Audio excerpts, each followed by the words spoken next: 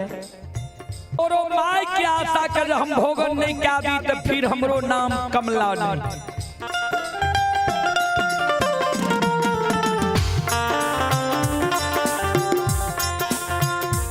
कारू बाबा के दुहल दूध जे कागा बोलेला पिए रहे।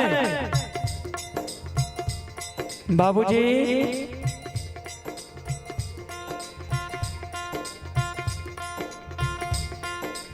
माँ कमला चल जाए छे पलवा जंगल। कारू बाबा के बथान पर कल के रे कागा बोदिला जय हिना कारू के दुहल दूध तू सब आया घा के पीब पियै छी नहाबै छी। तोरा सब के निमंत्रण दै छियो चल धरी जंगल में कारू के सोनिया घा के पिए। कारू के खून पिए के तोरा सब के निमंत्रण दै छियो चल धरी जंगल।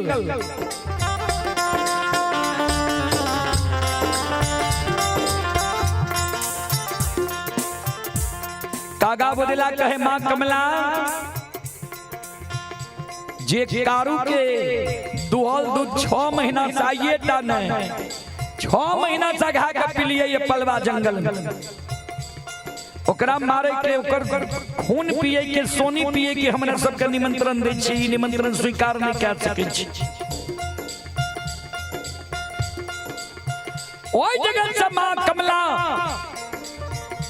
भागल भागल भंठी बन जंगल जाए छे। भंठी बन में बाघ बाघिन की झुंड रहे।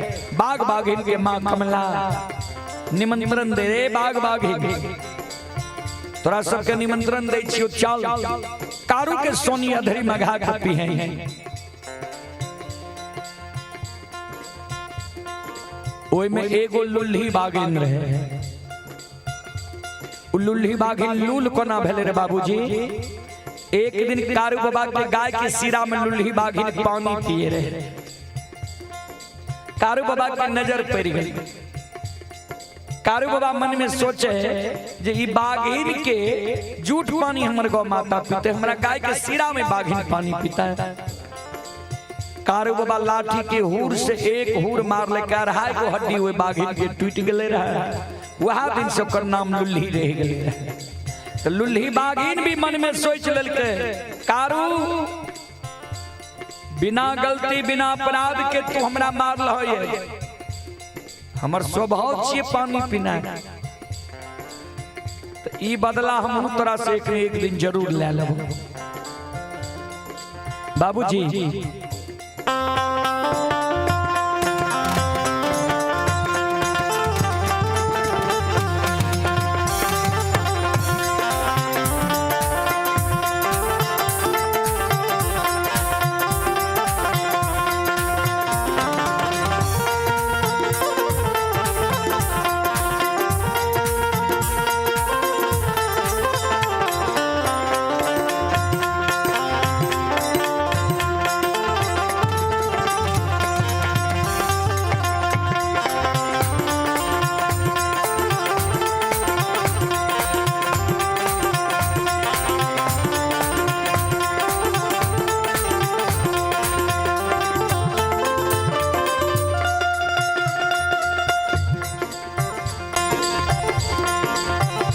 लुल्ली बागी निकल गए। सुना कारू के मारे के निमंत्रण नहीं लाया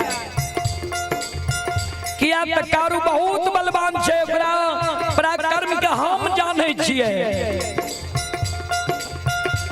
बाबूजी बाबा के साथी में कवि लिख लखनिया जाके पैर को फटी भी पाई सो किया जाने पीर पराई। जेकर प्यार कहियो कोनो रोग बीमारी से नहीं फाट लई दोसर के हाथे कट जाए तो जेकर प्यार कहियो नहीं फाट ले कोनो कष्ट नहीं भले तू दोसर के कष्ट के की जाने गेले। तो लुल्ही बाघिन के तक सजा मिलल है। लुल्ही बाघिन निकल के नहीं ला कारू के मारे के निमंत्रण। एकता में बल होय छे बाबूजी।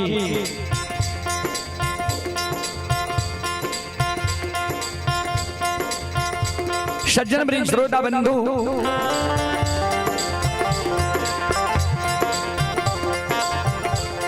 सब बाघ निकल के न जंगल के राजा हम छी, कारू के मारे के निमंत्रण नहीं लेबे। कल के चलू माता हम सब तैयार छिए, चलू कारू कहाँ से? कल के अधरी जंगल। माँ कमला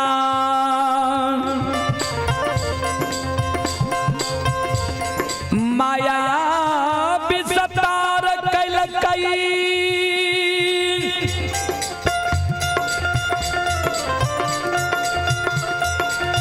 कारू बाबा के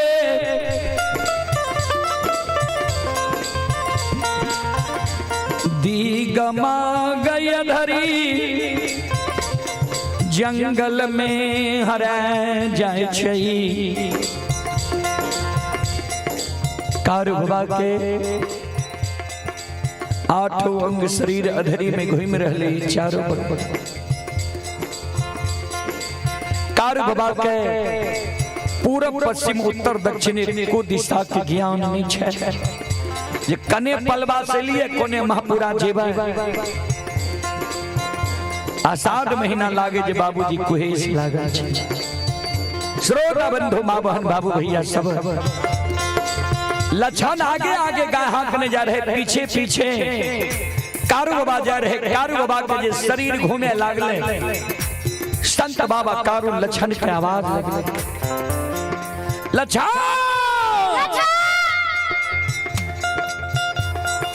सहोदर गाय के रोक, ए रे लछन आओ रे या बनी रे चला।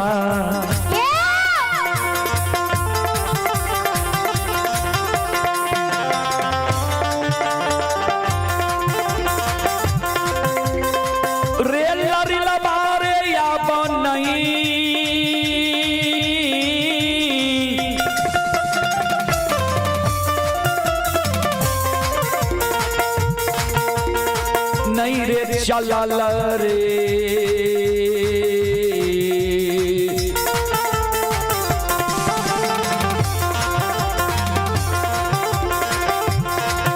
हेर जाय छै रे लरी लबा,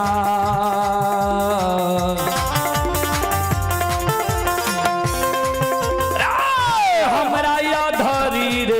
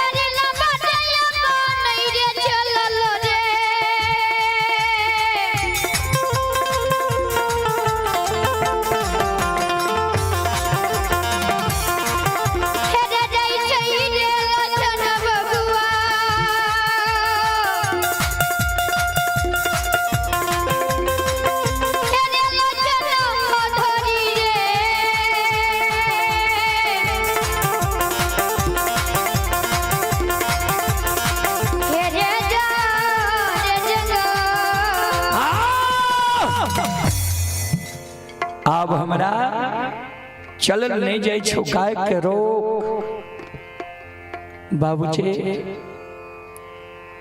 लछन गाय के रोके छे, दौड़ के आवे छे। कारू बाबा के शरीर जी घूमे रहे, भर पांच के लछन कारू बाबा के पकड़ ले। भैया की भेला किया खाने छुकिया सुगिरे कारो बाबा कया सुगिरई छई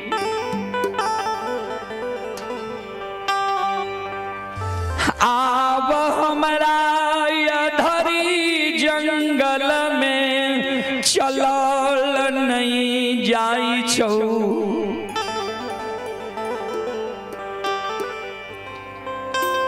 लगई छौपुरा अधरी में पूस महीना के कुहे सलागल लच्छा समाज में बूढ़ा बाबा सब कहे रहे जे मानव के कभी कभी दीग लग जाए आए अधरी में हमरा दीग लाग गेलौ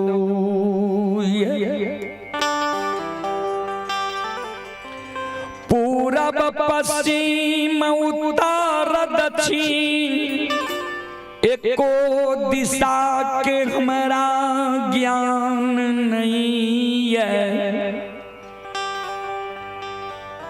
लच्छा कोने पूरब छे कोने पश्चिम छे कोने उत्तर छे कोने दक्षिण छे एको को ज्ञान हमरा नहीं छे जहिना कुम्हार बाबा मिट्टी के बर्तन बनावे छे ओइ समय में चाक घूमै छे ओइ समान हमर शरीर घूम रहल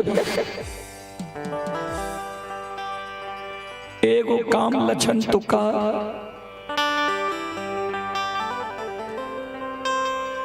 करिया कमल के बिछा दही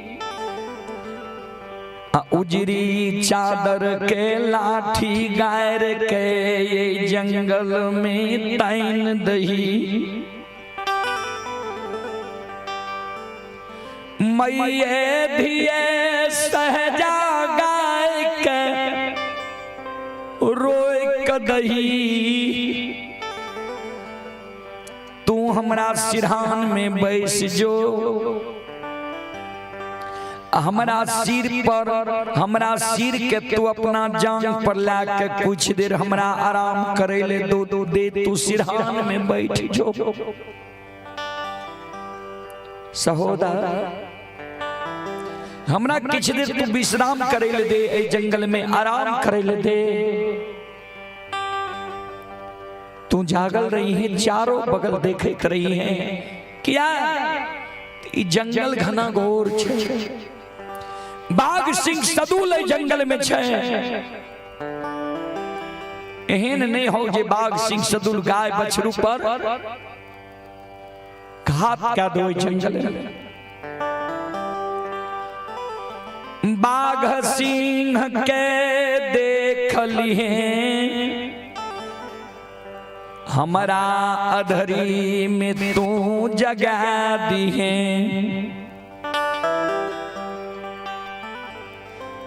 तोरा जगैने से जाऊ हम नहीं जागबऊ क्या तो समय बेघर छे तोरा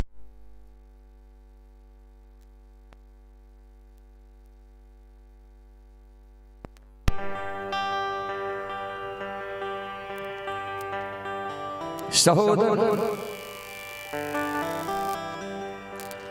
तोरा जगैने सजाए हम नहीं जागबो तो तू बोर छोट के ले लाज नहीं मानी है जे भैया बोर छे हम छोट छी सहोदर हे रोलछा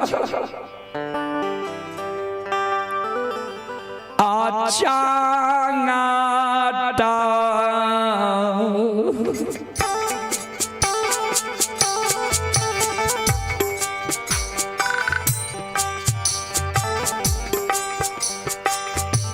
मायर के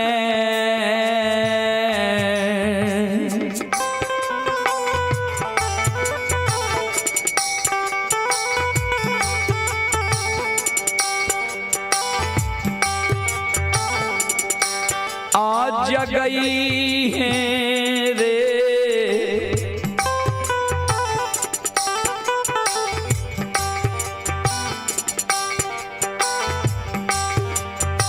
दुलारुआ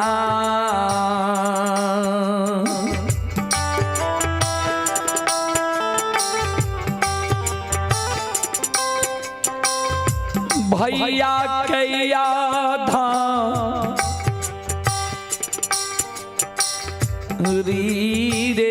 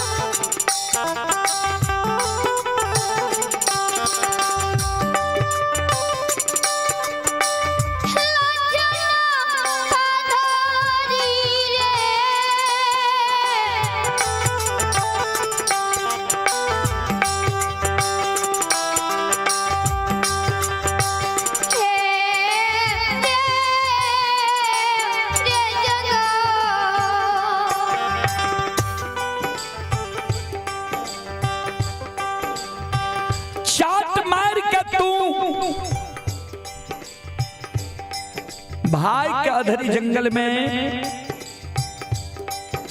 जगह दी है।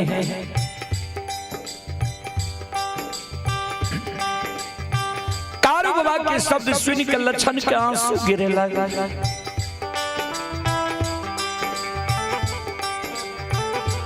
दादा भाई किया यह मरम के मार हमरा मारे छो,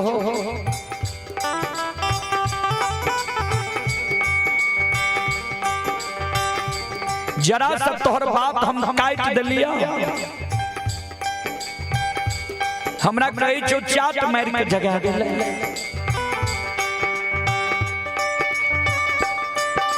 तुम माय के कोई खासा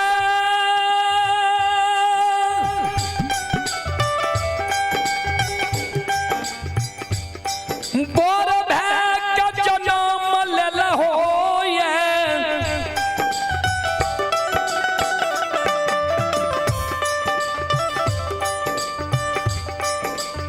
हम माई के कोई से छोट भाई के जन्म ले लिया। बड़ भाई पिता तुल्य होय छे, छोट भाई पुत्र के समान होय छे। हमरा जे कहे छो चाट मार के जगह दिले, तोरा जे हम चाट मारब नरक में भी हमरा बात सहिता से भैया हे हो हम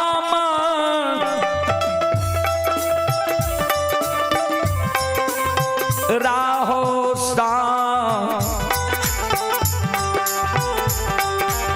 सा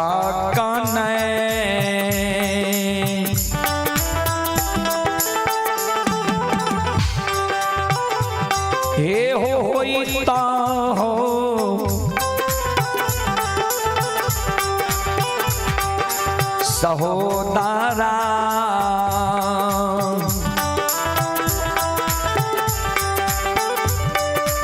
शात मर दे बाहो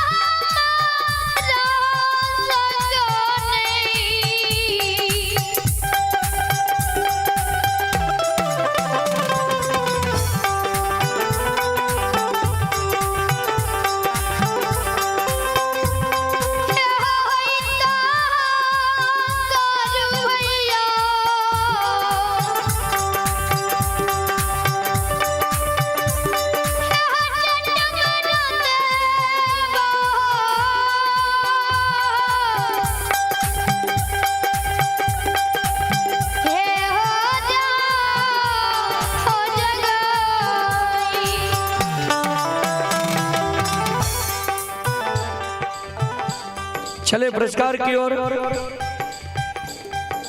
अनिल कुमार सिंह पिता स्वर्गीय अधिकारी सिंह,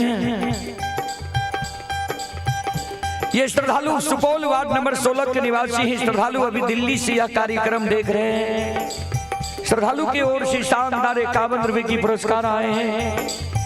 संत शिरोमणि श्रोता बंधु श्रद्धालु को बहुत बहुत धन्यवाद, लाख लाख शुक्रिया। और आप हैं गुलटेन पासवान जी, गुलटेन पासवान जी की ओर से श्रद्धा के साथ बड़ी उदार दिल से शानदार 51 रुपए की पुरस्कार आए हैं। श्रद्धालु मुंबई से यह कार्यक्रम देख रहे हैं। श्रद्धालु को बहुत बहुत धन्यवाद, लाख लाख शुक्रिया, बहुत बहुत साधुवाद। नीतीश कुमार की ओर से शानदार 51 रुपए की पुरस्कार आए हैं। भगवान श्रद्धालु की मनोकामना को पूर्ण करें। मां सरस्वती परिवार में बाल बच्चे को सद्बुद्धि सद्ज्ञान दे। बाबा भोले भंडारी भंडार को भरे रखें। जय हो दानी श्रद्धालु की जय हो, उनके समस्त परिवार की जय हो। अनिल मुखिया की ओर से 101 रुपए की पुरस्कार आए हैं। भोरेलाल मुखिया की ओर से 51 रुपए की पुरस्कार आए हैं। छेदी मुखिया की ओर से 51 रुपए की पुरस्कार आए हैं। सभी श्रद्धालु को बहुत बहुत धन्यवाद, लाख लाख शुक्रिया, बहुत बहुत साधुवाद।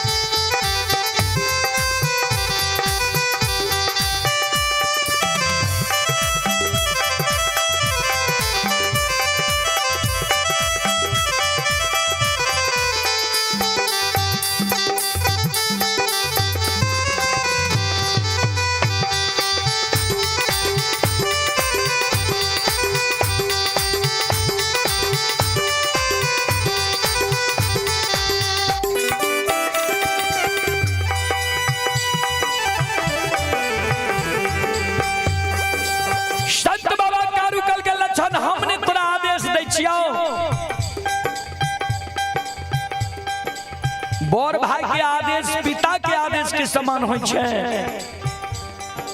लाचारी छै हमरा पास में, हमर दिग मग हरा लिया, शरीर घूम रहल है। बाघ सिंह के देख भी हमरा जगा दी है। जगैने से नहीं जागबो तो चाट मार के हमरा जगई है। हमने आदेश दै छियो। लछन कारू बाबा के शब्द सुन के करिया कमल के आसन लगा दिल के, उदरी चादर का लाठी गार के तैन दिल के, अपना बैठ गए सिरहान में कारू बाबा के सिर के जांग पर ला लेल के। चारों